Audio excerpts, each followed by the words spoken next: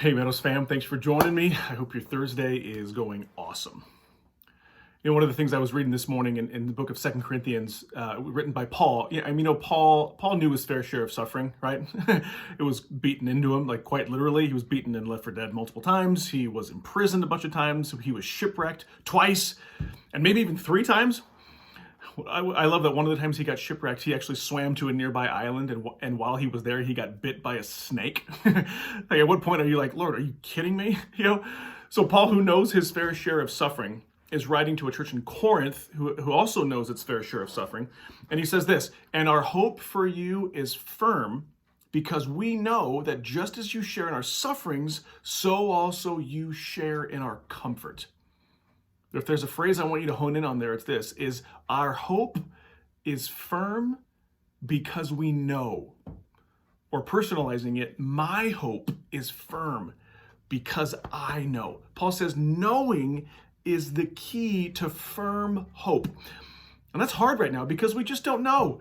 In the season that we're in, we just don't know. It seems like things change every day, whether we don't know if it's a tsunami that's coming or if we'll be okay. Or like the stories are changing, like, government officials, even our president throws out a date that we think we're going to be back in action, but some other experts and officials are like, I don't think that's right. But Paul says knowing is the key. That's why people are so hopeless right now, because we just don't know. But the Christian has a unique advantage because there are things that we do know. There's three things that I want to point out to you. Number one, we know that suffering, hardship is a part of life. We know that. Jesus says, in this world you will have trouble. We also know, secondly, that hardship doesn't last forever. It's not going to last forever in this particular season that we're in, and overall it doesn't last forever. Paul says, he references these light and momentary afflictions. And then thirdly, and most notably, what Paul talks about in our text today is that hardship brings the comfort of God. There is a comfort from God in hardship that is unique. That just can't be experienced when things are going fine. It's a unique kind of comfort. I remember when my oldest son went to boot camp. It seems like forever ago.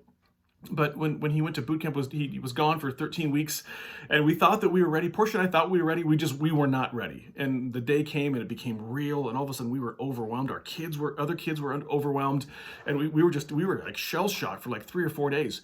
But I still remember how we rallied around each other. We wrote each other letters. He wrote letters to us, and we wrote letters to him, expressing love and appreciation for each other. And our other kids that we had with us, we rallied. We had family nights and game nights, and they comforted each other. There was a comfort that we just didn't experience before. We couldn't experience before because it was just business as usual. And it's funny, Portia and I were talking about it. I kind of miss it. I don't miss him being gone, but I miss the letter writing. I miss the kids rallying and comforting and hugging and crying together. I miss saying good things to each other. I don't want the hardship, but Paul says we know. Christians know. That's how we have hope, because with the suffering together comes the comfort together. My hope is firm because I know. We suffer together. We're comforted together. So I'm going to ask you to do two things. I normally don't throw out assignments like this, but I'm going to ask you to do two things in the next 24 to 48 hours. First off is this. Will you pray? Will you pray hard for our church? Just take 5 minutes out of your day and pray for our church, pray for our city, pray for our nation, pray for our world. And try to get as specific as you can. Pray for families within our church, and pray for your pastors, and pray for city officials in Las Vegas. Pray for our president. Pray for government and health experts. Pray for the world and the nations that are affected. Pray for our missionaries. Pray for healing and for covering and for wisdom in this season. Pray. And the second thing that I want you to do is, will you text a couple of people from our church? Text 2 different people. First off, text somebody that you know. Don't call if that's not how you do it. If you don't know them that well, then just text them because it's less threatening and less weird. First off, text somebody that you know, somebody that you normally know. They're part of your routine, and you just check in on them and say, do you need anything? Can I help you with anything? Is there anything I can join you in prayer for? And then text a second person, someone that you don't normally text. Now, if you don't have their number, then they're out. You don't have their number for a reason. But if you do, but they're just not part of your normal texting routine, normal friendship routine, would you reach out to them and say, hey, this is so-and-so from Meadows. Just wanted to reach out and see how you're doing. If there's anything I can do, if there's any way I can pray for you. 2 things. Pray and reach out to somebody.